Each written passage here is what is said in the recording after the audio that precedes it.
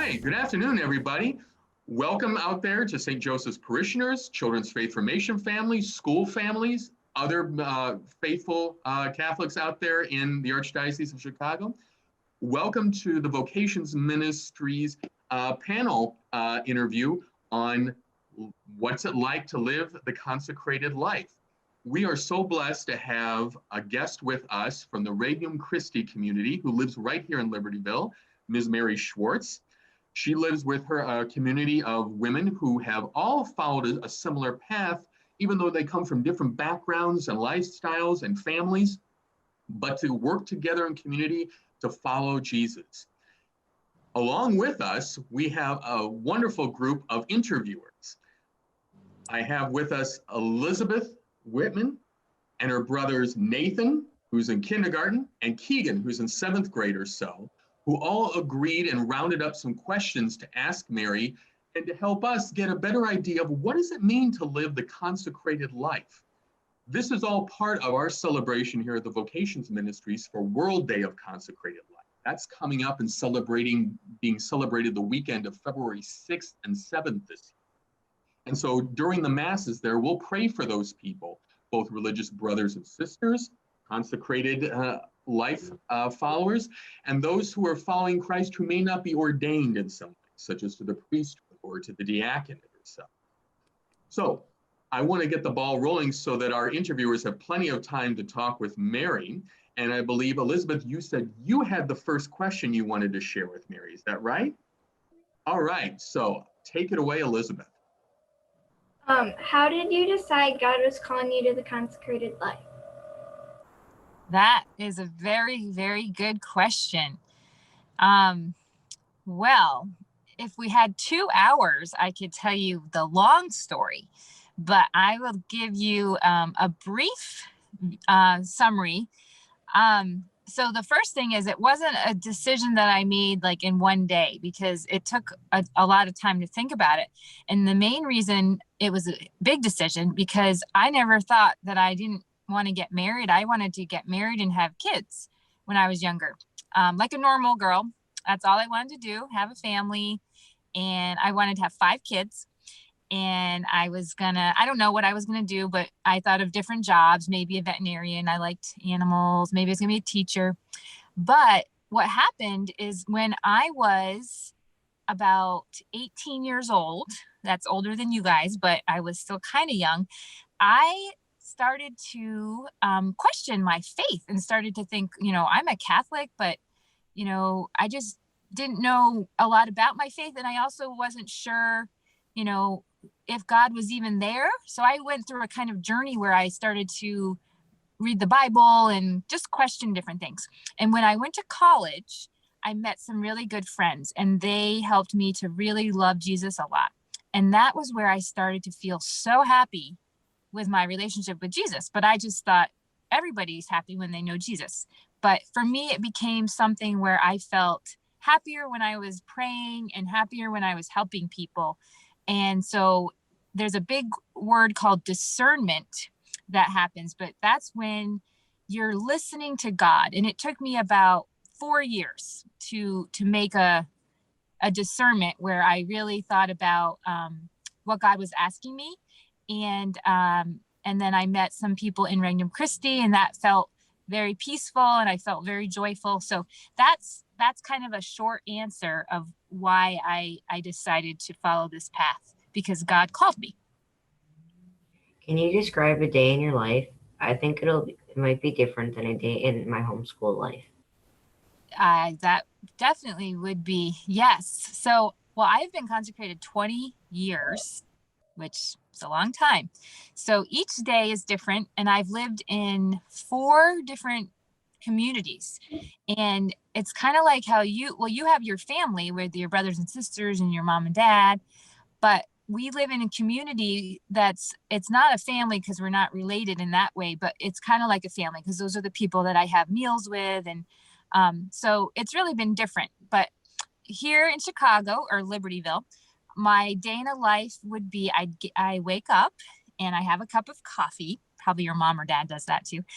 And then I usually pray for an hour, we're very blessed because we live in a house that looks like other houses in Libertyville, but one of our rooms is a chapel. And not only that, it's a chapel, but we have the permission from the bishop to be able to have the Eucharist. So do you know what a tabernacle is? We actually have a tabernacle in this room. That's our chapel. And we have a big crucifix on the wall. So it's kind of like we have a little church in our house. So I usually do an hour of prayer. And then on a normal day, I actually go to St. Joe's. I go to 8:30 Mass. And so we try to go to Mass every day. And then besides the meals, I'll have breakfast and lunch and dinner. Because of the pandemic that we're all living in right now, I do a lot of meetings on Zoom, but that wouldn't be so normal, but that's kind of normal right now. And if we could start having meetings in person and doing things more in person, I also help at a church, a Catholic church down in Lincoln Park, which is closer to the city, Chicago, St. Clement, and I help with some of the young adult ministry there. So I might do a retreat or give some spiritual mentoring. And every day is different, and we always come together usually for dinner in my community. And then we have prayers, night prayers. So that's kind of a general idea. I usually pray the rosary and do some spiritual reading too. You have any other questions? It's your turn, Nathan. What do we do Regnum Christi? What was the question? What What drew do you you to do Regnum Regnum Christi? Christi? Oh, what made me choose Regnum Christi? That's a great question. Yeah. Okay. So Regnum Christi is a spiritual family. So there's different ways to live your Catholic faith. So there's if you ever heard of St. Francis, he started a group called the Franciscans. And then I think you all probably have heard of Mother Teresa, St. Mother Teresa. She started a group called the Missionaries of Charity. So there's different ways of having your Catholic faith and coming together as a community. And in Regnum Christi, it's a Latin phrase that means kingdom of Christ. And I felt drawn to it because it's got an emphasis on helping people have a personal relationship with Jesus. So it's called the kingdom of Christ. That's what we call it, Regnum Christi. But kingdom of Christ, not in the sense that we're going to have a kingdom where there's palaces and castles, but that each person in their heart is making Jesus the king, which means making Jesus the first priority. So we do all sorts of things. We have a school, East Lake Academy. We have other schools in other places. We do retreats. We do spiritual direction. We do kids camps and stuff. But all the things we do are trying to make the kingdom of Christ happen, make Jesus be king. So I looked at some other things in the church, and they're all very beautiful, but I met people in Regnum Christi, and I really like this emphasis on helping people have a personal relationship with Christ. So, do you have any other questions? Yep. Have you found this path has helped you to know, love, and serve God more? Definitely, yes. Yes, I think for me, this was the path to greatest holiness. I'm still working on being a saint. I hope I am a saint one day, but yeah, and there are so many saintly married people, so I kind of wanted to do that. But each person has to listen in their heart. I mean, you're young, but as you keep getting older and you keep developing your friendship with Jesus, it's good to ask God, what have you created me for? And so for me, I just found so much happiness in following Christ in this way. And like I said, I never wanted to do this when I was younger. I never did. I didn't think it would make me happy. But whenever we do what God is asking us to do, it makes us very happy.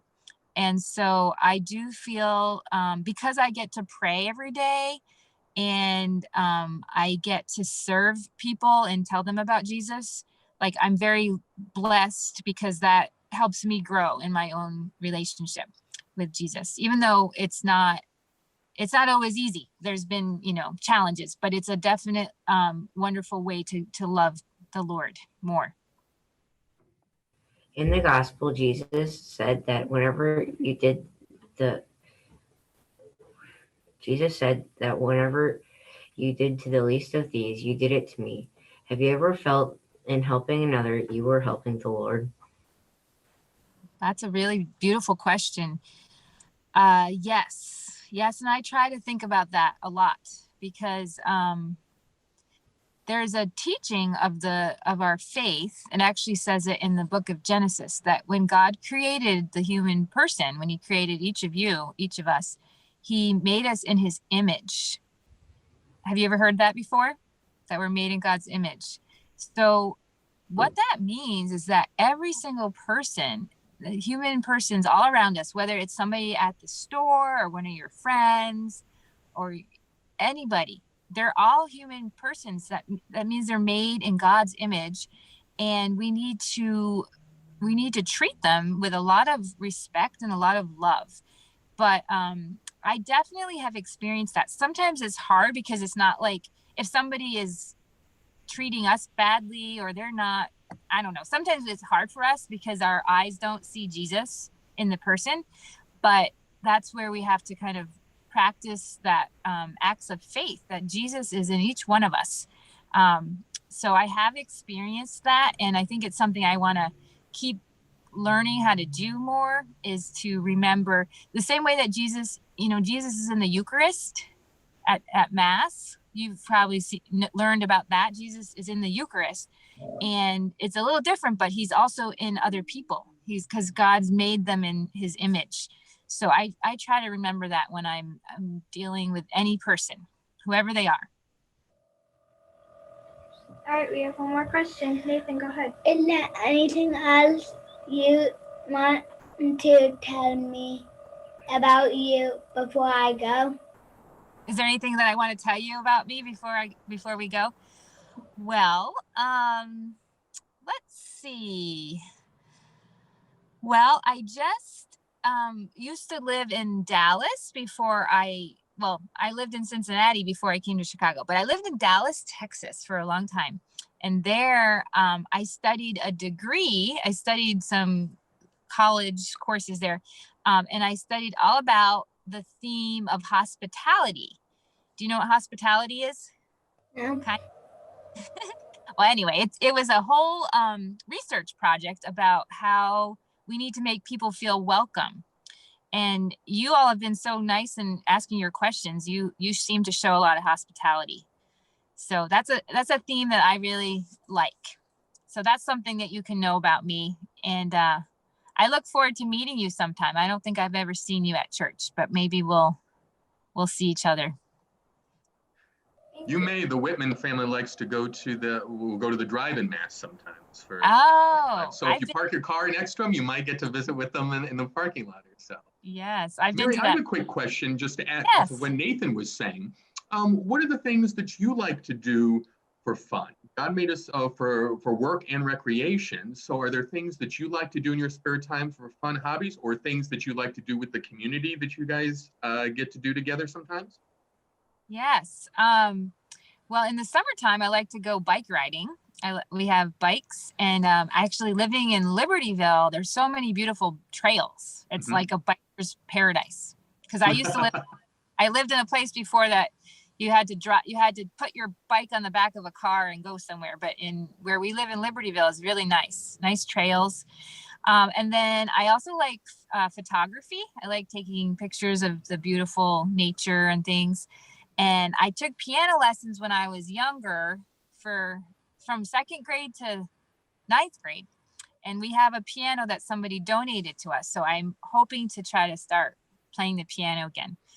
And then as a community, we like to play games once in a while, like on a day of rest, card games, or there's a game called Settlers of Catan that somebody brought to our community that's fun. And sometimes we might watch a movie. And so we like to do fun things. Nice, fun. Elizabeth, Nathan, and Keegan, what do you guys, to share with Mary, what do you guys like to do for fun? when you're not at school or so? Like to do bike riding. Play with Legos. Play with Legos. What about you, Nathan? You like to play on the trampoline? Like the trampoline. Oh, he's a bouncer. All right. That sounds fun. Do you have one of those big trampolines? Yes. Yeah. Wow, that's fun. Well, who knows? Maybe you'll run into each other in the bike trail someday on a day pedaling. All right. Yeah, I hope to meet you sometime. You asked really good questions. Excellent. Thank Thank you. you. Thank you guys for being our interviewers for today. And thank you, Mary Schwarz, for being with us to share a little bit more about your life with other people as well. One last quick question. For you, Mary, if someone, I'm sure there are probably young women or so who come up to you and ask you how to discern or think about what does God want from me in this life, or does he want me to do what you're doing? Are there any little, tips that you give them just to get them going on the right path? Yeah, it's a good question. Well, I think the first thing would be prayer.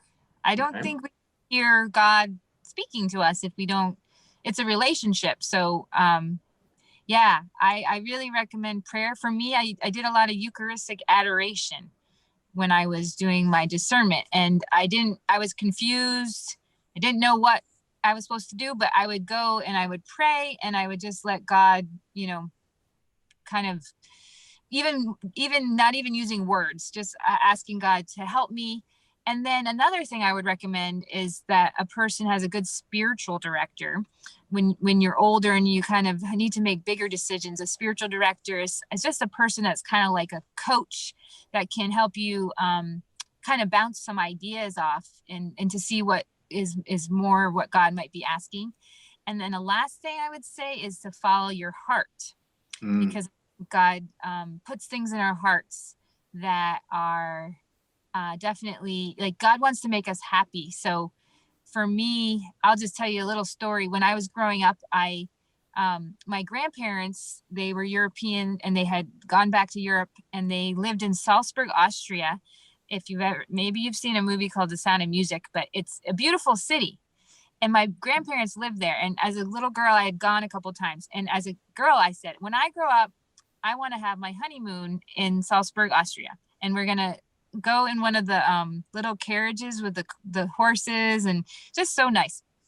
Well, then this whole thing happened with my faith and my relationship with Jesus, and I fell in love with Christ, and I was really happy, but I did have to let go of some of my other plans or ideas. And but when I made my solemn renewal, which is I actually have a ring, which is like a wedding ring because I'm married to Jesus. So the year that I did that, which is my final vows, I was able to do a trip with college students, and we went to Austria and went to another part. And then one day we went to Salzburg, Austria, and I was there in a church, and I remembered the idea that I'd had when I was younger that I wanted to go there for like my honeymoon. And then it was like I was on my honeymoon with Jesus. So those are the ways that God, he gives us desires and then he fulfills them, maybe in ways that are different than we thought, but he's very good. Oh, great story. Get to go to Europe and see where Maria von Trapp and the kids were in the movie Sound of Music or so. And I saw the kids nodding, so they've seen the movie or so. Yes, God gives 100-fold. That's what it says in the gospel. When we follow him, he gives us a lot, so much more. All right. Well, that's all the time we have. Thank you again, Mary Schwarz. Thank you to Keegan, Elizabeth, and Nathan. You were great interviewers and had some great questions. So. And again, for anybody who's interested in knowing more about vocations or what's involved with the ministry, please make sure to visit our website at www.stjoseph.org and learn about the vocations ministry, how you can be part of it, or as well as how you can help pray for other young people to hear God's call in their life. So we hope you enjoyed this time together, and we look forward to seeing you again. Thanks, guys. Want to wave bye to the audience? Thank you, guys. Thank you, David.